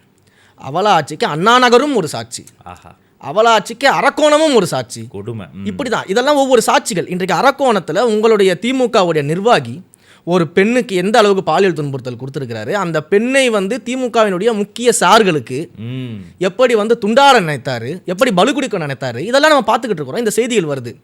ஆனால் உண்மையிலேயே பெண்கள் பாதுகாப்பின் மீது அக்கறை கொண்ட திமுகவாக இருந்திருந்தா ஆகச்சிறந்த ஒரு நடவடிக்கை எடுத்திருக்கணும். ஆனால் எடுத்திருக்காங்க. என்ன நடவடிக்கை எடுத்திருக்காங்க அப்படின்னா, அவரை வந்து வெறும் பொறுப்புல இருந்து நீக்கியிருக்கிறாங்க. கைது பண்ணி அவர்களுக்கு வந்து இன்றைக்கு கோர்ட்டில் ஆன்டிசிபேட்டரி பெயில் கிடைச்சிருக்குது. அதை எதிர்த்து அரசாங்கம் எந்த விதமான கேஸும் மூவ் பண்ணலை, அதை தடை செய்ய அவர்கள் முற்படலை. கழகத்திலிருந்து அவரை இன்னும் நீக்கவில்லை. அந்த ஆள் பேர் என்னங்க? அந்த ஆள் பேர் என்னன்னா, இப்பேற்பட்ட கேவலமான கொடூரமான செயல்கள்லாம் செய்துட்டு தெய்வ செயல்னு பேர் வச்சிருக்கிறார். என்ன கொடுமைங்க, இதை போல ஒரு முரணை நான் பார்த்ததே இல்லை. ஞானசேகரன் பேர் வச்சுக்கிட்டு ஞானம் கொடுக்கக்கூடிய அண்ணா பல்கலைக்கழக வளாக மாணவியை, ஞானம் பெற வந்த மாணவியை இப்படி பாலியல் துன்புறுத்தல் செய்கிறது. இதெல்லாம் வந்து சிரிக்கிறதா அழுவுறதானே நமக்கு தெரியல. பேரு அப்ப பெண்களுக்கு சுத்தமா பாதுகாப்பு இல்லை. இதனாலதான் தமிழக வெற்றி கழகத்தினுடைய கொள்கை பரப்பு இணைச் செயலாளர் அன்பிற்கினிய சகோதரி தாகிரா நேற்றுக்கு ஒரு அறிக்கையை, டீட்டெயில்டான ஒரு அறிக்கையை ரிலீஸ் பண்ணியிருந்தாங்க. இதுல ஒரு கொடுமை என்னன்னா, இந்த அறிக்கைக்கும் சில பேர் கேள்வி கேட்கறாங்க. என்ன கேள்வி கேட்கறாங்க? ஏன் உங்க தலைவர் அறிக்கை கொடுக்காம நீங்க ஏன் வந்து உங்களுடைய நிர்வாகி அறிக்கை கொடுக்க சொன்னீங்க? தலைவர் சொன்ன அறிக்கையை தான் நிர்வாகிகளே கொடுக்குறோம். அவர்களுக்கு என்னன்னா, எல்லாமே வந்து தலைவர் சொன்னாதான் ஏத்துப்பாங்கன்ற ஒரு கண்ணோட்டத்தில் இருக்கிறாங்க. ஆனா அவங்க தலைவர் இதை பத்தி பேச மாட்டாங்க. அவங்க கட்சியில யார் வேணா நம்ம கேள்வி கேட்கலாம், ஆனா நமக்கு மட்டும் தலைவர் தான் பதில் சொல்லணும் அப்படின்ற ஒரு மைண்ட் செட்டை மக்கள்கிட்ட கிரியேட் பண்ண பார்க்குறாங்க. இன்னொரு விஷயம் என்னன்னா, இன்றைக்கு இவர்கள் டபுள் கேம் ஆடுறதை நீங்க பார்க்கணும். இந்த அண்ணன் எஸ்ஜே சூர்யாவோட படத்துல வந்து ஒரு ஃபேமஸான ஒரு வசனம் இருக்கும், இருக்கு ஆனா இல்ல ஆனா இருக்குன்னு வரும் பாத்தீங்களா. அந்த மாதிரி இவர்கள் வந்து நம்ம தலைவர் அறிக்கை கொடுத்தாருன்னா அறிக்கை கொடுத்துக்கிட்டே இருக்கிறாரு அப்படின்வாங்க. அறிக்கை கொடுக்கலன்னா அவர் அறிக்கை கூட கொடுக்க மாட்டேங்கிறாரு, ஒரு ட்வீட் கூட போட மாட்டேங்கிறாரு அப்படின்னு. அடுத்து தலைவர் பேசினார்னா, ஏன் தலைவரை தவிர்த்து முகம் தெரிந்த தலைவர்கள் வேற யாருமே இல்லையே கட்சியில, இரண்டாம் கட்ட தலைவர்கள் இல்லையே, மூன்றாம் கட்ட தலைவர்கள் இல்லையேன்னு கேட்பாங்க. இன்றைக்கு தாகிரா அக்கா அறிக்கை கொடுத்தாங்கன்னா, ஏன் வந்து இரண்டாம் கட்ட தலைவர்கள் அறிக்கை கொடுக்குறாங்க, தலைவர் பேச மாட்டாரா அப்படிங்கிற. ஒரு இஸ்லாமிய சமூகத்திலிருந்து ஒரு இஸ்லாமிய சகோதரியை கொள்கை பரப்பு இணைச் செயலாளரை வைத்து அவர்களை வந்து அரசியல் பூர்வமாக அற்புதமான ஒரு அறிக்கையை வந்து அவங்க வெளியிட்டிருக்கிறாங்க. அதற்கு வரவேற்பு சொல்லாமல் அப்புறம் என்ன நீ சிறுபான்மையினர் நலன், இதுதான் வகுப்பு போர்டு சட்ட திருத்தத்தை அந்த கேஸ்லையும் பார்த்தோம். அங்கே போய் வாதாடவே இல்லை. நம்ம தலைவர் அப்பாயின்ட் பண்ண அபிஷேக் அவர் வந்து சீனியர் கவுன்சிலர் வாதாடி அந்த இடைநிறுத்தம் வாங்கினதுக்கு அவ்வளோ ஆக்கப்பூர்வமான மிக முக்கியமான காரணம் டிவிக்கு நியாயப்படி வரவேற்பு செய்திருக்கணும். ஆனால் எல்லா மீடியாவையும் வந்து இவங்க வந்து அதில் வந்து ஆக்கிரமிப்பு செய்து அது இருட்டடிப்பு செய்து முழுக்க இஸ்லாமிய விரோத செயலை செய்து கொண்டு இருக்கக்கூடிய திமுக. ஆனால் வெளியில் ஒரு வேஷம் போடுறாங்க பாருங்க, பயங்கரமான வேஷம். 10 எஸ்டேஸ்வரியாக்கு சமம், 10 விக்ரமுக்கு சமம், இவனுங்கள மாதிரி யாருமே நம்ம வந்து வரலாறு. அவங்களுடைய வேஷம் எந்த அளவுக்கு இருக்குன்னா, நம்ம எல்லாருமே ஆரம்ப கட்டத்திலேருந்து பேசிக்கிட்டு இருக்கோம், ஏன் வந்து இந்த வக்ஃபு சட்டத்திருத்த மசோதாவிற்கு எதிரான வழக்கை தமிழ்நாடு அரசு சார்பில் வந்து முன்னெடுக்கவில்லை அப்படின்னு நம்ம ஒரு கேள்வியை கேட்டு இப்போ வரைக்கும் கேட்டல. இதை வந்து கேள்வி கேட்கும்போது பல்வேறு அரசியல் விஞ்ஞானிகள்லாம் என்ன பண்ணாங்க, அது எப்படிங்க ஒரு மதம் சார்ந்த விஷயத்தில் போய்ட்டு ஒரு அரசாங்கம் தான். இன்னைக்கு கேரளா எப்படி அரசாங்கத்தில் இன்டர்வென்ஷன் பண்ணியிருக்கான், ஏன் உங்களால் பண்ண முடியல? இன்னைக்கு ஆளுநருடைய அதிகாரத்திற்கு எதிரான ஒரு வழக்கு வரும்பொழுது நீங்கள் அதில் எடுத்து பார்த்தீங்கன்னா, அந்த வழக்குடைய டீட்டெயில்ஸ் எடுத்து பார்த்தீங்கன்னா தெரியும். மிக மூத்த வழக்கறிஞர்கள் திரு அபிஷேக் மனு சிங்வி அவர்கள், அதே போல் வந்து மற்ற 2 மூத்த வழக்கறிஞர்கள் இருக்கிறாங்க, ராகுல் திவேதி அவர்கள் இருக்காங்க, முகுல் ரோத்கி அவர்கள் இருக்காங்க, அவர்களுடைய டீம் கிட்டத்தட்ட 20 வழக்கறிஞர்கள் இருக்காங்க. இவங்க எல்லாரையும் அந்த வழக்கில் வந்து இவர்கள் கொண்டு போய் ஆளுநருக்கு எதிராக அதிகாரத்தை வந்து எப்படியாவது பிடுங்கிடணும், எப்படியாவது வந்து நம்ம அதை ஜெயிக்கணும்னு சொல்லி ஜெயிச்சாங்க. மார் தட்டிக்கிட்டாங்க, நாங்கள் வந்து ஆளுநருக்கு வந்து எதிராக ஒரு தலையிலே கொட்டு வச்சிருக்கிறோம், மாநில உரிமையை நாங்கள் மீட்டு இருக்கிறோம் அப்படின்னு சொல்லிட்டு அந்த வழக்கறிஞர்கள் கூப்பிட்டு விருந்து கொடுத்தாரு முதலமைச்சர். ஏன் அந்த அளவுக்கு முனைப்பு உங்களுக்கு வஃபு கேஸ் மேலே இல்லை? ஏன் நீங்கள் அவங்க கட்சி அவங்க தலைவருக்கான கேஸ்னா டீ பார்ட்டி வச்சு செங்கோல்லாம் கொடுத்தாங்க, வெளியில் செங்கோல்லாம் கொடுத்து என்ன இது வேற திராவிடம், இது வேற பகுத்தறிவு மாடல், செங்கோல் கொடுத்துருக்கீங்க. வேல் கொடுக்காம இருந்தாங்க சந்தோஷப்படுங்க, குத்தி நாக்கில் குத்தி பறவை காவடி கூட எடுத்துருப்பாங்க, ஆச்சரியப்படுறதுக்கு இல்லை, வேணா செய்வாங்க. ஆனால் இந்த பக்கம் ஒரு மாநில அரசு சேர்ந்து ஒரு இஸ்லாமியர்களினுடைய பாதுகாப்பு ஒரு கேஸ் பண்ணோன்னா அதை பண்ணவே மாட்டாங்க. அப்போ ஆரம்பத்துலேருந்து நம்ம பார்க்கிற பொழுது ஆன்டி இன்க்யூபன்சி அதிகமாக இருக்கிறது, பெண்களுக்கு பாதுகாப்பு இல்லை, போதைப்பொருள் பழக்கம் அதிகமாகிடுச்சு. சட்டம் ஒழுங்குக்கு வருவோம். உண்மையிலே சட்டம் ஒழுங்கு தமிழ்நாட்டில் எப்படி இருக்கிறது? சட்டம் ஒழுங்கு மிக கேவலமான ஒரு நிலைமையில் தமிழ்நாட்டில் இருக்குது. நீங்கள் டிவி கீழே இருக்கிறதால அப்படி சொல்கிறீங்களா? டிவி கேலன்னு மட்டும் இல்லை, நீங்கள் தரையில் போய் எந்த மக்கள்கிட்ட கேட்டாலும் இதுதான் சொல்லுவாங்க. இன்றைக்கு நம்ம வீட்டில் இருக்கிற பெண்களோ குழந்தைகளோ இல்லை இளைஞர்களோ பத்திரமா வெளியில் போயிட்டு வீட்டுக்கு வருவாங்களான்றதே மிகப்பெரிய சந்தேகத்தோட அச்சத்தோட தான் பெற்றோர்கள் இருக்காங்க. ஒன்றுமே இல்லை, நீங்கள் தினசரி ட்ரெயினில் பயணம் பண்ணி பாருங்கள், எத்தனை ஸ்டேஷனில் கத்தி கபடா வைத்து கொண்டு நடக்கக்கூடிய இளைஞர்கள் இன்றும் இருக்காங்க. எத்தனை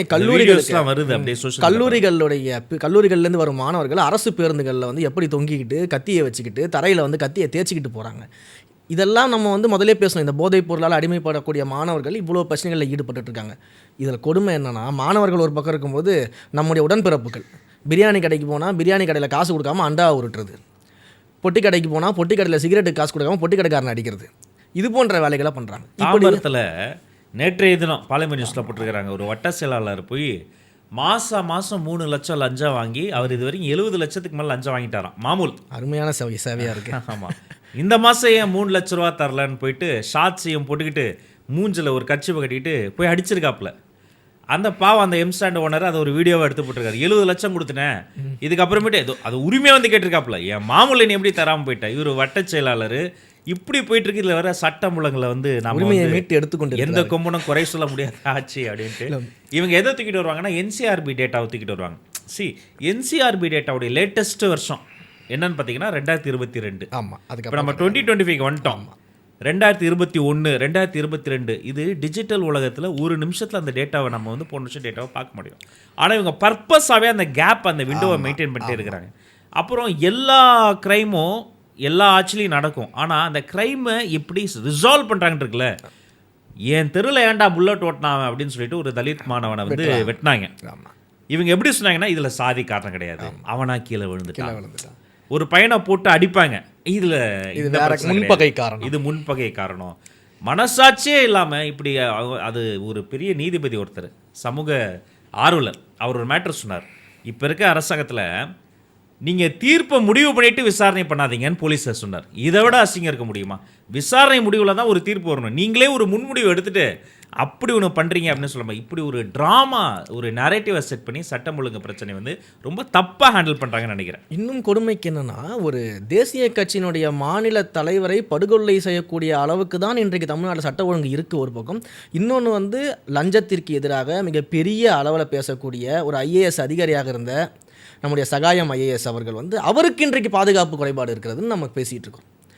இன்றைக்கு இந்த திமுகவினுடைய கொள்ளைகளை, மணல் வள கொள்ளைகளை, கனிம வள கொள்ளைகளை, இதை பற்றியெல்லாம் பேசுபவர்கள், திமுகவுக்கு எதிராக களமாடக்கூடிய சமூக ஆர்வலர்கள் வீடியோ போடுறாங்க, என்னை இன்னும் கொஞ்சம் நாளில் கொண்டுடுவாங்க, என்னை யாரும் காப்பாற்ற முடியாது, சுற்றி வந்துக்கிட்டு இருக்கிறாங்க அப்படின்னு வீடியோ போடுறாரு. வீடியோ போட்டவரை காப்பாற்ற முடியாத மிக கொடூரமான ஒரு ஆட்சி தான் இங்கே நடந்துக்கிட்டு இருக்கு. மணல் கொள்ளைக்கு எதிராக பேசின ஜெகபர் அலியை மணல் அறையத்தையே கொண்டாங்க. அந்த மணலாறு ஏற்றி கொண்டுட்டாங்கன்னு எஃப்ஐஆர் போடல தெரியுமா? போட மாட்டாங்க. அந்த அம்மா அந்த கண்ணீர் வந்து இந்த பாவலாம் அவங்கள சும்மா விடாது. போய் அந்த போலீஸில் ஐஏஎஸில் கெஞ்சி இருக்கு, இல்லை இதை நான் ஆக்சிடென்ட் தான் போடுவேன்னு அந்த ஐஏஎஸ் சொல்லியிருக்காப்புல. அப்புறம் சமூக வலைதளங்களில் எல்லாரும் இதை எக்ஸ்போஸ் பண்ண பிறகு அதை வந்து கொலை கேஸாக போட்டு அந்த கொலையாளிகள் கைதானாங்க. அப்புறம் மதுரையில் ஒருத்தர், அவர் ஒரு இஸ்லாமிய சகோதரர், அவர் கலைஞருடைய பாதுகாப்பு அதிகாரியாக இருந்தவர். இதே மாதிரி அதுவும் இந்த பிரச்சனை தான். வகுப்புக்கு சொந்தமான ஒரு நிலத்தை ஒருத்தர் ஆக்கிரமிக்கிறான், அதை பற்றி எக்ஸ்போஸ் பண்ண போகிறேன், என் உயிருக்கு பாதுகாப்பு இல்லை, நான் வந்து கலைஞருக்கு பாதுகாப்பு கொடுத்த அதிகாரி, அவருக்கே பாதுகாப்பு இல்லை, 2வது நாள் கொண்டுட்டாங்க. சகாயம் ஐயா சொன்னீங்கல்ல, அவர் வந்து அவரால் ஈர்க்கப்பட்ட நிறைய இளைஞர்களை நான் ஒருத்தர் பரவாயில்லையே லஞ்சம் தவிர்த்து நெஞ்சன் மட்டும் போடுபட்ட ஒரே அதிகாரி இந்தியாவிலேயே அவர் மட்டும் தான். அவர் நான் ஒரு நாள் சந்தித்து பேசும்போது கேட்டேன், ஏன் சார் உங்களுக்கு வந்து பாதுகாப்பு விளக்குனாங்கன்ட்டோன்னே அது வந்து அது கேட்கும்போதே வேதனையாக இருந்தது. எனக்கு பாதுகாப்புக்காக 2 காவல்துறை அதிகாரிகளை போடுவாங்க, என் கூட இருந்தால் அவங்களுக்கு பாதுகாப்பு இல்லைன்னு அவங்க வந்து ஃபீல் பண்ணாங்க அப்படின்னாரு. இவ்வளோதாங்க சட்டம் ஒழுங்கு, அவ்வளோதான். இது வந்து வெட்கி தலைகுனிய வேண்டிய அளவிற்கு மிக மோசமாக போயிருக்கு. ஒரு ஆர்டிக்கல் கூட வந்தது நேற்றைய தினம், ஒரு பத்திரிகையில் வந்திருந்தது. என்ன தெரியுமா? அதிகாரிகளுக்கு பார்த்தோ அல்லது ஒரு தலைவர்களை பார்த்தோ எந்த கூன்ஸுக்கும் பயமே இல்லை, கிடையாது. என்ன வேணா பண்ணிக்கலாம், நம்ம கட்சியில் இருக்கிறோம், நமக்கு தெரிஞ்ச ஒரு ஆளுங்கட்சியில் இருக்கிற தப்பிச்சிடலான்ற ஒரு எண்ணம் வன்முறையாளர்களுக்கு மிக அதிகமாக இப்போது இருக்கிறது. இன்னும் கொடுமை என்னன்னா, நிறைய வந்து ஃபைல் செய்யப்படாத, டாக்குமெண்ட்ரி செய்யப்படாத சில விஷயங்கள் இங்கே நடந்துகிட்டு இருக்கு அப்படின்றது ஒரு முக்கியமான உண்மை. நீங்கள் இன்றைக்கு தமிழகத்தில் பொறுத்த வரைக்கும் பல்வேறு மாவட்டங்களில் இருக்கக்கூடிய குவாரிகளில் எடுத்து பார்த்தீங்கன்னா தெரியும், எத்தனை இளைஞர்கள் 18 வயசுக்கு கீழே இருக்க இளைஞர்களை அவர்களெல்லாம் வந்து கூட்டிகிட்டு போய் ட்ரெயின் பண்ணி போதைப் பொருளுக்கு அடிமையாக்கி, பணத்திற்கு அடிமையாக்கி, அவர்களை எல்லாம் வந்து 18 வயதிற்கு கீழே இருக்க கொலை குற்றவாளியாக மாற்றக்கூடிய அவலம் இன்றைக்கு தமிழ்நாட்டில் நடந்துக்கிட்டு இருக்குது. பல்வேறு இடங்களில் நம்ம இதை பார்த்துக்கிட்டு இருக்கிறோம். ஆனால் இதை பற்றிய ஒரு கருத்தோ, இந்த மாணவர்களை, இந்த இளைஞர்களை நல்வழிப்படுத்தக்கூடிய சிந்தனையோ எதுவுமே இந்த ஆட்சியாளர்களுக்கு கிடையவே கிடையாது. ஏன்னா இவர்களுக்கு பொறுத்த வரைக்கும் அவங்க ஒரு குடும்பம் நல்லா இருந்தால் போதும், மற்ற எந்த குடும்பத்தை பற்றியும் கவலை கிடையாது. இன்னொன்றும் சொல்கிறேன், நான் பல்வேறு இடங்களில் சொல்லியிருக்கிறேன், பட் இன்றைக்கும் நான் சொல்கிறேன். திரு சிவாஜி கிருஷ்ணமூர்த்தி அவர்கள் பேசுகிறார். நான் என்ன சொல்கிறேன்னா, தனிப்பட்ட முறையில் அவருக்கும் நமக்கு எந்த பிரச்சனையும் கிடையாது. ஆனால் ஒரு மேடையில் ஏறி ஆபாசமான வார்த்தைகள் பேசுவது, இஸ்லாமிய சகோதரர்களே மிக கீழ்த்தரமாக இழிவாக பேசுவது, பெண்களை இழிவாக பேசுவது, நீங்கள் அவர் மேலே நடவடிக்கை எடுக்க மாட்டீங்க, கட்சியிலேருந்து தூக்க மாட்டீங்க. இன்றைக்கும் உங்கள் கட்சியில் அவருக்கு மேடை கொடுக்கப்பட்டு கொண்டே தான் இருக்கிறது. நான் அதில் வந்து மாறுபடுறேன். இன்னொரு விஷயம் என்னன்னா, சிவாஜி கிருஷ்ணமூர்த்தி தன்னை செல்ஃப் ரியலைஸ் பண்ணி பார்க்கணும். நீங்கள் பேசக்கூடிய இந்த வார்த்தைகளை உங்கள் பேர குழந்தைங்க கேட்பாங்களா? கண்டிப்பாக கேட்பாங்க. ஏன்னா உங்கள் வீட்டில் கண்டிப்பாக பார்ப்பாங்க, வீடியோஸில் யூடியூப்பில் பார்ப்பாங்க. உங்கள் பேர குழந்தைக்கும் நம்ம தாத்தா நாளைக்கு வளரும்போது இப்படியெல்லாம் அசிங்கமாக பேசியிருக்கிறாரு அப்படின்னு உங்களுடைய பேர குழந்தைகள் நாளைக்கு பார்க்கும். ஆனால் முதலமைச்சருடைய பேர குழந்தைங்க உங்கள் வீடியோ பார்க்க போகிறது கிடையாது. அவர்கள் வந்து உங்களுடைய வீடியோவை பார்த்துட்டு இந்த தாத்தா ஏன் இப்படி பேசுகிறாருன்னு சொல்லிட்டு திரு மு க ஸ்டாலின் அவர்கிட்ட போய் கேட்க போகிறது கிடையாது. ஏன்னா உங்களுடைய வீடியோவை அந்த குடும்பம் பார்க்க போகிறது கிடையாது. அந்த குடும்பத்தினுடைய குழந்தைகள் சீரழிய போகிறது கிடையாது. இப்படிப்பட்ட ஒரு சூழலில் தான் ஒரு வார்த்தையில் கூட சட்ட ஒழுங்கை பாதுகாக்க முடியாத ஒரு ஆட்சியாக, அந்த நிர்வாகியை பாதுகாக்கக்கூடிய ஒரு ஆட்சியாக தான் இன்றைக்கு திமுக நடந்துகிட்டு இருக்குது. பொன்முடி அவர்கள் எடுத்துக்கிட்டோன்னு வச்சுக்கோங்களேன், எலெக்ஷனுக்கு முன்னாடி சொல்கிறாரு, நீட்டு தேர்வு நாங்கள் வந்தோம்னா எங்களுக்கு அகற்ற தெரியும், எப்படி அகற்றோன்னு மட்டும் பாருங்கன்னாரு. இன்றைக்கி அவருடைய பேர குழந்தை நீட் தேர்வு எழுதிக்கிட்டு இருக்கு. அதான் அவரே அகற்றிட்டாங்க. அது கூட நாமத்தை பற்றி யாராவது அப்படி பேசுவாங்களா? மருந்தளவு மனசாட்சி இருந்தால் கூட இந்த மாதிரியான ஆபாச பேச்சாளர்களை வளர்த்து விடுறது ஒரு பக்கம். ஆனால் அதற்காக அவர் நீக்கப்படவில்லை, அது நமக்கு தெரியும். அது வந்து அதற்காக நீக்கப்படவில்லை. அவர் மேலே வந்து வழக்கு இருக்கிறது, சொத்து குவிப்பு வழக்கு இருக்கிறது, உள்ள போகலாம், எப்போ வேணால் உள்ள போகலாம். எப்படி இருந்தாலும் நீதிமன்றம் வந்து செந்தில் பாலாஜி அவர்களை கேட்ட மாதிரி உங்களுக்கு ஜாமீன் வேணுமா, அமைச்சர் பதவி வேணுமான்னு திரும்ப அவரையும் பார்த்து கேட்கும். அதனால் நம்மளே விலக்கி வச்சிருவோன்னு விளக்கியிருக்காங்களே தவிர்த்து, கோர்ட்டுக்கு பயந்து இந்த நடவடிக்கை எடுத்திருக்காங்களே தவிர்த்து அவர் ஆபாசமாக பேசுனதுக்காக நடவடிக்கை எடுக்கல. இந்த ஆபாச பேச்சு சிவாஜி கிருஷ்ணமூர்த்தி தொடங்கி சீனியர் மினிஸ்டர் வரைக்கும் அப்படியே பேசிக்கிட்டு இருக்கிறாங்க. காது கூசக்கூடிய வார்த்தைகளை எல்லாம் குழந்தைகள் கேட்கிற சோசியல் மீடியாவில் பேசிட்டு இருக்கிறாங்க. ஆனால் நாம கல்வி விருது விழா வைத்து அதே குழந்தைகளை நீ நல்லா அப்படி நிறைய மார்க் வாங்கினா கூட்டு போய் தங்க முத்திரம் போடுவார் தளபதினா அவங்கள மோட்டிவேட் பண்ணிட்டு இருக்கோம். செல்லும் திசையெல்லாம் என்ன வந்து குழந்தைகள் கேட்பாங்க, தளபதி கூட நான் ஒரு ஃபோட்டோ எடுத்துக்கலாமான்னு. நான் உடனே சொல்லுவேன், ஒன்றும் இல்லை, நீ நல்லா படி, நீ 600க்கு 594 95 மார்க் வாங்கு, தானா எங்கள் பசங்க எங்களுடைய கேடர்ஸ் வந்து கூட்டு போய் தளபதி நினைப்பாங்க. சரியா, நான் நல்லா படிக்கிறேன். இதுதான் தலைமை. இதுதான் அடுத்த எலெக்ஷன் அல்ல, அடுத்த தலைமுறையை சிந்திக்கக்கூடிய ஒரு தலைமை. த நேம் இஸ் தளபதி வெற்றி தலைவர். அதுதான் நம்ம என்ன சொன்னால் புதிய அரசியலை முன்னெடுக்கிறோம், அதை ஒரு புதிய பாதையில் முன்னெடுக்கிறோம் அப்படின்னு நம்ம சொல்கிறோம். உங்களை போல வந்து பேசியே இந்த மக்களை ஏமாற்றாமல், நம்பிக்கை கொடுத்து ஏமாற்றாமல், இன்றைக்கு உங்களுடைய பேர குழந்தைகள் நீட்டில் படித்து அவர்கள் வாழ்க்கையில் செட்டில் ஆகணும். ஆனால் எங்களுடைய ஒரு கிராமத்தில் ஒரு குடிசையில் இருக்கக்கூடிய குழந்தைகள் நீங்கள் நீட்டை ரத்து பண்ணுவீங்கன்னு நம்பி, உங்கள் ரகசியத்தினுடைய வாக்குறுதியை நம்பி அவர்கள் தற்கொலை பண்ணி செத்து போகணும். எத்தனை நாடகம். அதாவது இந்த கையெழுத்து போட்டு 1 கோடி கையெழுத்தை வாங்கி ஏதோ ஒரு திருச்சி நினைக்கிறேன் மாநாட்டில் குப்பையில் வச்சுட்டு போயிட்டானே. இது எங்கேயாவது இந்த குடும்பம் நடக்குமா? அந்த கையெழுத்து போட்டவங்களுக்குலாம் எப்படி மனசு எரியும்? அதை கண்டுபிடிச்சு கூட இன்னொரு கட்சியில் அந்த மேடையிலே எடுத்துகிட்டு போய் காமிச்சாங்க. இதை போல ஒரு ட்ராமா வந்து யாருமே போட முடியாது. ஆனால் இந்த குழந்தைகள் அடுத்த தலைமுறையை சார்ந்தவர்களினுடைய அன்பு என்னை வியக்க வைக்கிறது. பள்ளி ஆண்டு விழாக்கள், கல்லூரி விழாக்கள்லாம் திடீர்னு ஒரு பையன் வந்து அந்த நம்ம தமிழக்குடி பறக்குது பாடலை போட்டு அவர்கள் உற்சாகமாக ஆடுவது, அது வந்து இன்னொரு பக்கம் ஆச்சரியமாக இருக்குது. எப்படி இத்தனை பேரும் மொழியால், மதத்தால், அரசியல் கொள்கையால் பிளவுபட்டு கடந்த அந்த இளைய சமூகத்தை இணைக்கக்கூடிய ஈர்ப்பு விசையின் பேர் தான் விஜய். அத்தனை பேரும் சேர்த்துட்டாங்க. ஸோ ரொம்ப மகிழ்ச்சியாக இருக்குது. இதை பற்றி பேசுகிற பொழுது உங்களையும் சொல்லலாம், ஏன்னா நீங்களும் குழந்தை பருவத்திலிருந்தே வெற்றி தலைவரினுடைய பாதையில் வந்தீங்க. உங்களுடைய நதி மூலம் எனக்கு தெரியும், மக்களுக்கு சொல்லுங்கள், ரிஷி மூலம் எப்படி எவ்வளோ தூரம் ட்ராவல் பண்ணி வந்தீங்க, என்னென்ன விஎம்ஏல என்னெல்லாம் பண்ணீங்க, அதெல்லாம் சொல்லுங்கள். நான் வந்து எனக்கு நினைவு தெரிந்த பைரவா படம் ரிலீஸ் ஆகிறப்போ எனக்கு வந்து அப்பொழுது தான் வந்து ஒரு நிர்வாகியாக நான் வந்து மக்கள் இயக்கத்துக்குள்ளே வரேன். அதற்கு முன்பு வரைக்கும் நான் ஒரு உறுப்பினராக இருந்தேன். அப்பொழுது வந்து இந்த திரைப்படங்கள் வருவது, திரைப்படங்கள் கொண்டாடுவது, ஒரு ரசிகராக கொண்டாடுவது, அதோட அந்த திரைப்படங்கள் சார்ந்த அவருடைய பிறந்தநாளுக்கு நலத்திட்ட உதவிகள் செய்வது, அதில் ஒரு நபராக பங்கெடுப்பதுன்ற அளவுக்கு இருந்துச்சு. அதற்கு பிறகு அந்த பைரவா படத்தின் துவக்கிறப்போ நம்ம ஏன் வந்து தனிப்பட்ட முறை நமக்குன்னு ஒரு கூட்டத்தை சேர்த்து ஏன் நம்ம இது போன மக்கள் விஷயங்கள்லாம் செய்யக்கூடாது அப்படின்னு சொல்லிட்டு என்னுடைய பகுதியில் இருக்கக்கூடிய இளைஞர்களை திரட்டி ஒரு ரசிகர் மன்றமாக அதை பதிவு செய்து மக்கள் இயக்கத்தில் பதிவு செஞ்சோம். ஆமாம், விஜய் மக்கள் இயக்கத்தில் நம்ம பதிவு செய்கிறோம். பதிவு செய்து வந்து நான் ஒரு வார்டு இளைஞரணி தலைவராக இருந்தேன். என்னுடைய வார்டில், என்னுடைய நகராட்சியில் இருக்கக்கூடிய ஒரு வார்டில் இளைஞரணி தலைவராக இருந்தேன். அந்த இளைஞரணி தலைவராக தொடங்கும் பொழுதே பார்த்திங்கன்னா அந்த இளைஞரணி பதவி பெற்று அந்த 2 வருடங்களில் வந்து 3 இடங்களில் வந்து ரத்த தான முகாம் பண்ணியிருக்கிறேன். அதே போல் எங்கள் பகுதியில் பாதிக்கப்பட்டு சுயதொழில் இல்லாமல் பாதிக்கப்படக்கூடிய பெண்கள், கணவன் இல்லாமல் பாதிக்கப்படக்கூடிய பெண்கள் இருந்திருக்காங்க. அதே போல் வந்து குடிசை கூட இல்லாமல் ஒரு 4 செவர்கள் மட்டும்தான் இருக்கும், அங்கே 2 பெண் குழந்தைகள் வச்சுட்டு இருக்கக்கூடிய ஒரு குடும்பம். இப்படிப்பட்ட குடும்பங்களெல்லாம் பார்த்து தேர்ந்தெடுத்து அந்த குடும்பங்களுக்கு வந்து தையல் மிஷின் வழங்குவது, அந்த குழந்தைகளுக்கு படிப்புக்கு உதவுவது, சீருடைகள் வழங்குவது, அவர்களுக்கு தேவையான உபகரணங்கள் வழங்குவது, மளிகை பொருட்கள் வழங்குவது, இது போன்ற ஒரு விழாக்களை தலைவருடைய பிறந்தநாளுக்கு வந்து நான் தொடர்ந்து பண்ணிட்டு இருந்தேன். ஒரு 3 ஆண்டு காலம் அதை தொடர்ந்து பண்ணிக்கிட்டு இருந்தேன். அப்பொழுது வந்து நான் வந்து இந்த சல்லிக்கட்டு போராட்டத்தில் வந்து கலந்து கொண்டு எங்களுடைய பகுதியில் வந்து இளைஞர்களை திரட்டி வந்து ஒரு ஆர்ப்பாட்டம் மேற்கொண்டேன். அந்த ஆர்ப்பாட்டத்தில் நான் பேசியதை பார்த்து என்னுடைய மாவட்ட தலைவராக அப்பொழுது இருந்தவர் வந்து எனக்கு அப்பவே சூறாவளி புலிப்பாய்ச்சல் தான் பல்வேறு இடங்களில் வந்து அவர் வாய்ப்புகள் கொடுத்தாரு. மேடையில் வந்து தலைவரை பற்றி பேசுவதற்கான வாய்ப்புகள் கொடுத்தாரு. அதற்கு பிறகு பொதுச் செயலாளர் அவர்களுக்கு வந்து என்னுடைய அறிமுகம் கிடச்சிது. அப்போ வந்து தலைவர் சார்ந்த டிபேட்ஸ் வந்து எங்கெல்லாம் இந்த மீடியாவில் வருதோ அப்போ என்னை பேச அனுப்பியிருந்தாங்க. ஸோ அந்த காலகட்டத்தில் ஊரக உள்ளாட்சி தேர்தலில் நம்முடைய சுயேட்சையாக நிற்கும் பொழுது அப்பொழுது அந்த டிபேட்களை தலைவருக்கு ஆதரித்து நான் பல்வேறு இடங்களில் பேசிக்கிட்டு வந்தேன். பல்வேறு மேடைகளில் இன்றைக்கும் வாய்ப்பு கிடைக்கும் போது அந்த பல்வேறு மேடைகள் எல்லாமே பேசி தலைவர் என்னை வந்து இந்த இடத்துல உட்கார வச்சிருக்காரு. இதில் ஒரு பெரிய விஷயம், ஆச்சரியமான விஷயம், ஒரு ஹோப் தரக்கூடிய விஷயம் என்னென்னா மற்ற கட்சிகளெல்லாம் இது நடக்கிறதுக்கான வாய்ப்புகளே இருக்காது. ஏன்னா ஒரு சாதாரண இப்போ நீங்களும் ஒரு சாதாரணமான குடும்பத்திலிருந்து கஷ்டப்பட்டு படித்து அந்த வறுமை நிலை புரிந்து மக்களோட மக்களாக நீங்கள் மேலே வந்திருக்கிறீங்க. இப்போ நம்மளும் அப்படி தான் வந்திருக்கிறோம். திரு லோயலாமணி அவர்களும் அப்படி தான் வந்திருக்காரு. திரு வீர விக்னேஸ்வர் அவர்களும் அப்படி தான் வந்திருக்காரு. ஒவ்வொருத்தருமே ஒரு சாதாரண குடும்பம், பெரிய பின்னணி கிடையாது, பெரிய மன்னர் பரம்பரை கிடையாது, கோடீஸ்வரர்கள் கிடையாது. எல்லாருமே வந்து தினக்கூலி செய்யக்கூடிய ஒரு குடும்பத்திலேருந்து நம்மலாம் வந்திருக்கிறோம். எங்கள் அப்பா முதலமைச்சர் கிடையாது, எங்கள் அத்தை வந்து எம்பி கிடையாது. ஆமாம். ஸோ இப்படிப்பட்ட ஒரு சூழல்லேருந்து நம்ம எல்லாம் வந்திருக்கிறோம். நம்ம எல்லாம் தேர்வு செய்து வெறும் டேலண்ட் அடிப்படையில் மட்டும் இவர்களுக்கு அந்த ஸ்கில் இருக்குது, பப்ளிக்கு உழைக்கக்கூடிய எண்ணம் இருக்குது, நன்றாக பேசுகிறாங்க, கருத்தியல் பேசுகிறாங்க, அறமாக பேசுகிறாங்க, தவறாக பேசுவது கிடையாது, டீசென்ட் பாலிடிக்ஸ் பண்ணுறாங்க, டீசெண்டாக பேசுகிறாங்க. இதையெல்லாம் கணித்து நம்முடைய தலைவர் ஒரு இடத்துல அமர வச்சு நமக்கு ஒரு அங்கீகாரத்தை கொடுத்துருக்காரு அப்படின்னா இதுதானே நியூ ஜென்ரேஷன் பாலிடிக்ஸ், இதுதானே மக்கள் விரும்புகிறாங்க. ஆனால் இன்றைக்கு மற்ற கட்சிகளுடைய பாலிடிக்ஸ் எப்படி இருக்குன்னு பாருங்கள். நீ வந்து என்ன பண்ண, தலைவர் வராருன்னா போஸ்டர் அடிச்சு ஓட்டு, ஒரு 100 பேரை கூட்டிகிட்டு வந்து கொடியை பிடிச்சிட்டு வந்து நீ வந்து ரோட்டில் நிற்கணும், அப்படி நின்னாதான் உனக்கு வந்து நான் பொறுப்பு தருவேன். அதே போல் வந்து திரு உதயநிதி அவர்களுடைய போஸ்டருக்கு வந்து நீங்கள் வந்து ஒட்டணும், பேனர் கட்டணும், அவர் வரும்பொழுது வந்து நீங்கள் வந்து அங்கே நிற்கணும், அவருக்கு கூட்டத்தை காட்டணும், நீங்கள் ரோட் ஷோ பண்ணணும், இதை வேலைகள்லாம் பண்ணணும், 4 பேரை திட்டணும். குறிப்பாக எதிர்கட்சிக்கால 4 பேரை வந்து நீங்கள் ஆபாசமாக திட்டணும், அசிங்கமாக திட்டணும், 4 இடங்களில் மாமூல் வசூல் பண்ணணும். இன்றொன்று இவர்கள் கொடுக்கக்கூடிய ஒரு அட்வைஸ் என்ன தெரியுமா? களத்தில் இருந்து சொல்கிறதுனால சொல்கிறேன். இந்த திமுகவுடைய இளைஞர்களுக்கு நீங்கள் வாங்க, நீங்கள் என்ன வேணால் பண்ணுங்கள், போலீஸ் ஸ்டேஷனுக்குள்ளே நீங்கள் போக மாட்டீங்க, நாங்கள் பார்த்துக்குறோம் அப்படின்னு அங்கே இருக்கக்கூடிய மாவட்ட செயலாளர்களும் கிளை செயலாளர்களும் நகர செயலாளர்களும் அங்கே இருக்கக்கூடிய இளைஞர்களுக்கு ஒரு மிகப்பெரிய வந்து ஒரு போதையை ஊட்டி கொண்டிருக்காங்க வார்த்தை மூலமாக.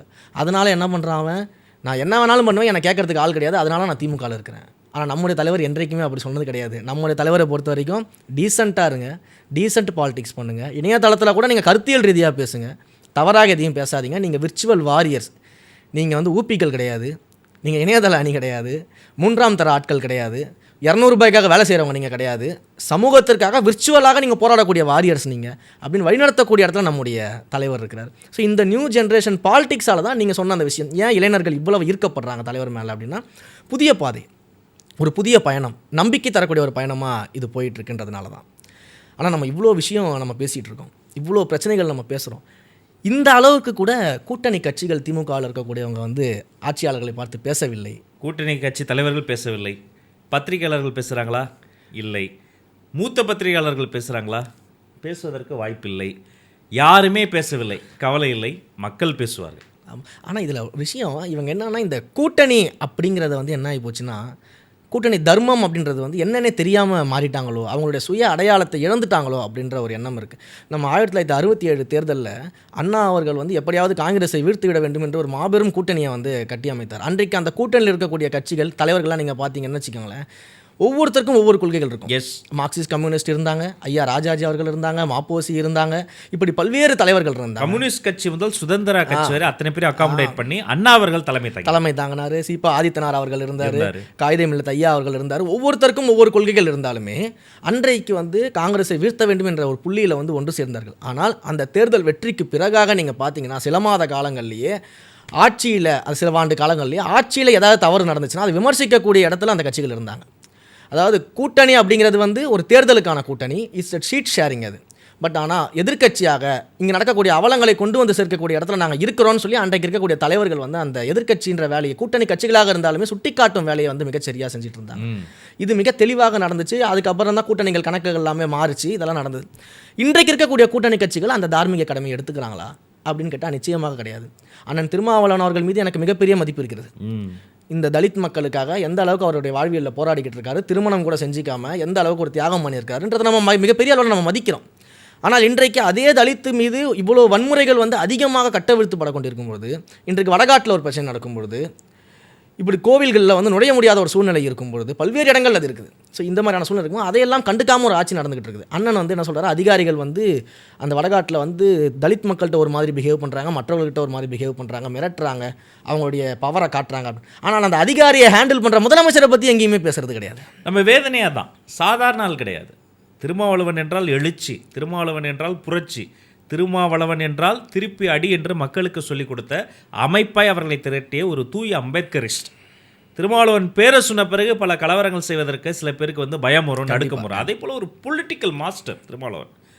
நேற்றைய தினம் புதுக்கோட்டையில் அம்பேத்கர் சிலை திறப்பு விழா, அண்ணன் திருமாவளவன் அவர்கள் சீஃப் கெஸ்டாக உதயநிதி அவர்கள் வந்து கலந்துக்கிறாங்க.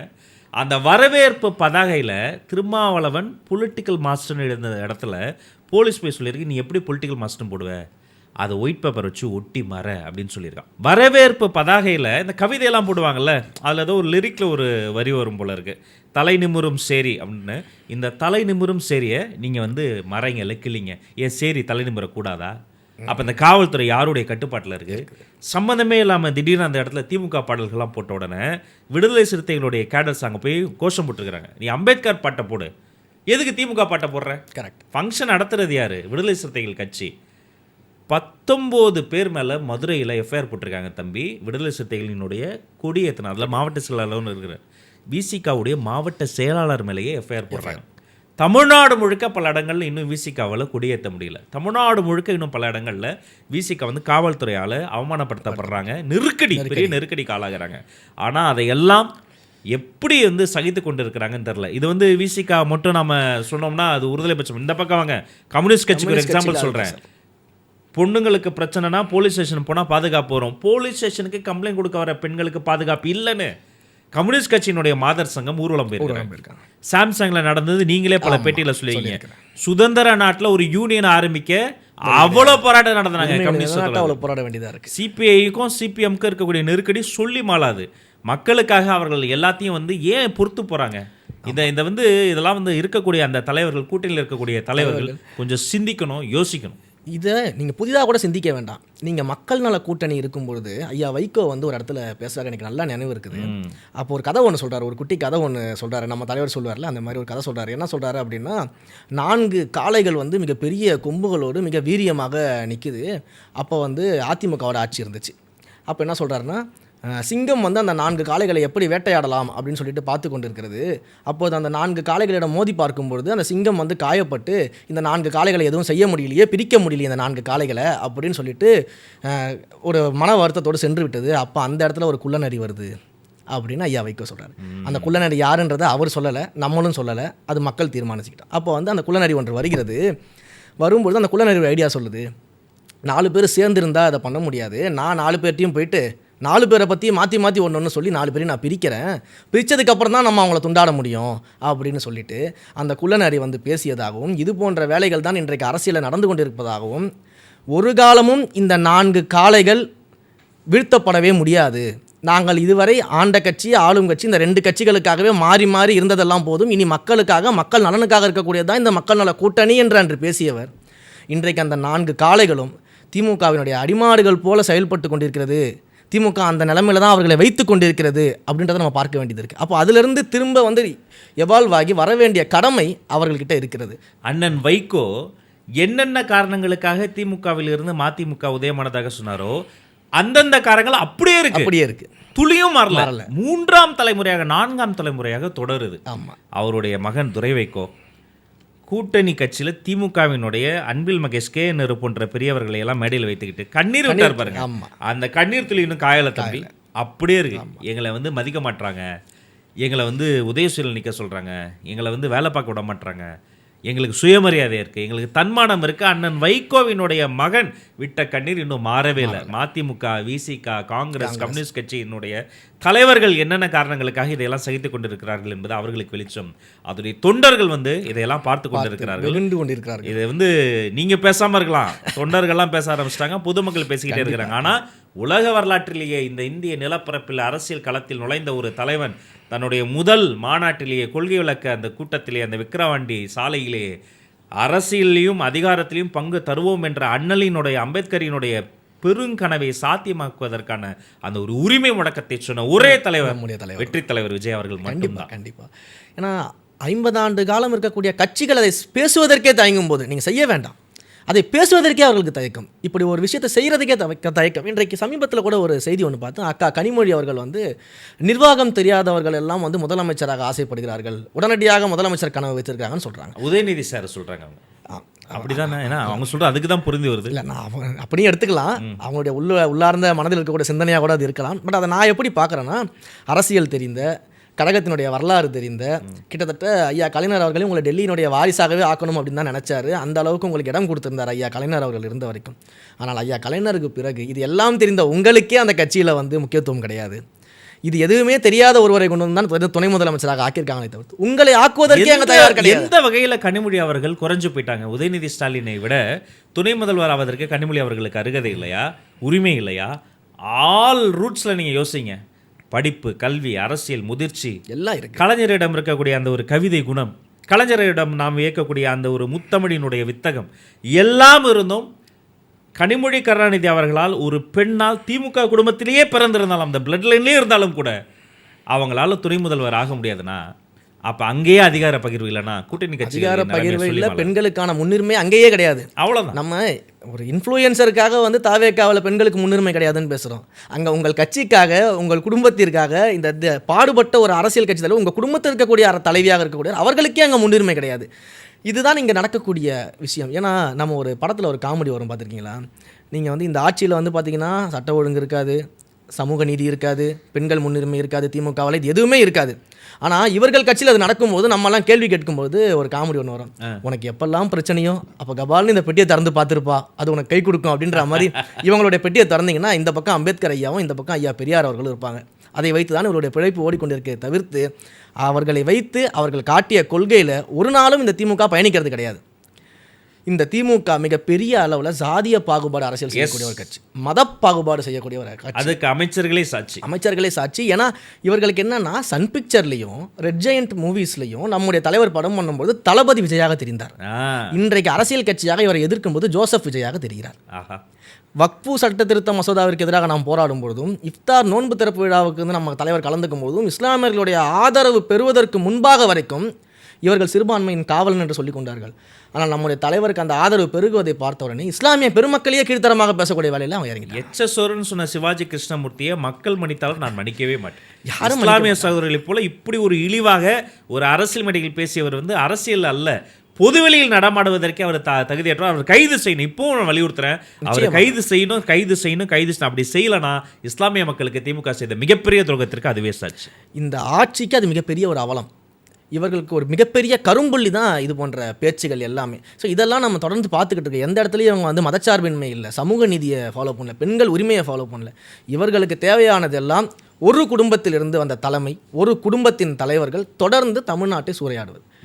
நீங்கள் இன்றைக்கு திமுக வந்து அண்ணா அவர்களுக்கு பிறகு ஐயா கலைஞர் அவர்கள் கைமாறி இந்த திமுக வருதில்ல, அதற்கு பிறகாகவே நீங்கள் எடுத்து பார்த்தீங்கன்னா இந்த திமுகவுடைய வரலாறு எப்படி இருக்குன்னு பார்த்தீங்கன்னா, எப்படி இந்த ஆட்சி அதிகாரத்தை வைத்து மக்களிடமிருந்து பணத்தை சுரண்டுவது, ஊழல் செய்வது, அந்த பணத்தை வைத்துக்கொண்டு ஒரு குடும்பம் வாழ்வது என்று திரும்பவும் தேர்தல் வரும்போது அதே பணத்தை முதலீடு செய்து திரும்பது எப்படி ஆட்சி அதிகாரத்திற்கு வரும்.